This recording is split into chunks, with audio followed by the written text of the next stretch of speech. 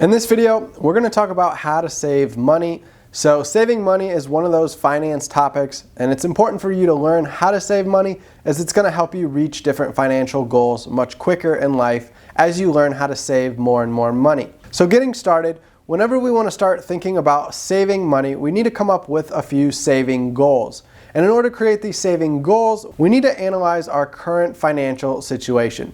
So it's important to start off with a quick assessment. How much money do we currently have in our different savings accounts, in our checking account, in our different investment accounts, our retirement accounts? Look at how much cash on hand you potentially already have that's spread across all these different accounts.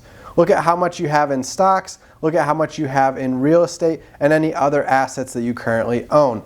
Once you total all of your assets up, then we want to do the same for all of our liabilities. So currently, what are our liabilities? Do we have any debt payments every month? Do we have any other expenses that are mandatory to pay out, such as debt on a car or student loan debt or mortgage debt? So think about all your different liabilities. This is money that you owe back in terms of you're liable for it. So once you have assets minus liabilities, we can get a rough picture of what your current net worth is.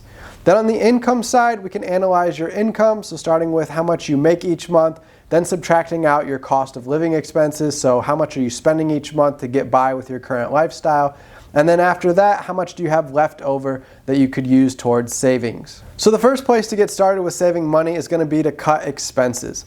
So looking at your expense sheet for the last several months, you're going to notice some trends in how much you typically spend each month in certain categories. So you've got housing expenses, you might have your entertainment, your travel, your car, you might have food and groceries and restaurants. So you can break up your expenses into different categories and assess where you're currently spending money, how much you're spending in those categories, and you can see if there's any ways to cut down in each of these different categories.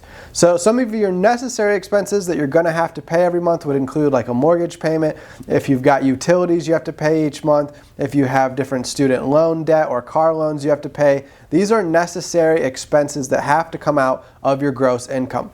But the non-discretionary expenses, things that you can get rid of and potentially cut out to help increase your savings, this could be things like reducing travel, reducing how much you drive around in your car to try to reduce how much gas you spend every month. You could stop going out to restaurants, starting to eat more at home to save money on restaurants and bars and drinking. There's different ways you can cut back entertainment, like trying to find fun things to do around the house or get together at other people's houses to be social rather than go out to expensive businesses like bowling alleys, movie theaters where you're spending money on the whole family to go out and have fun out and about. So think about different ways you can get creative, cut back some of these expenses, and you'll notice that you'll increase how much you're able to save each month. So part 2 is assessing your savings rate. Once you know how much income you currently make and you look at that number that you're able to save away each month, you can divide how much you can save by your income to figure out what your current savings rate is.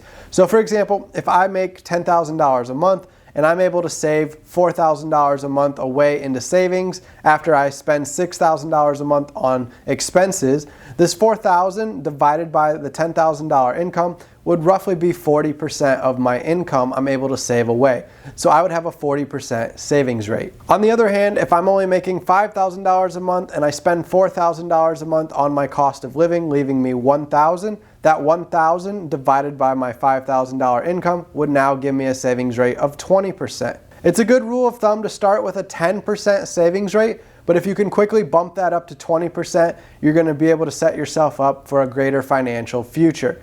Now, for those of you who have higher incomes, if you can bump your savings rate even higher to 40, 50, 60% of your income, again, this is going to help you save away money quicker and achieve your financial goals a lot faster. So overall, those are some simple tips on how to think about saving money and how to assess your current savings rate and work on ways to try to reduce how much you're spending, increase your savings, and this will bump up your savings rate, which will allow you to save away quicker and achieve those financial goals much faster. Now, in an upcoming video, we're going to talk more specifically about how much you need to be saving away every month if you're trying to invest in real estate.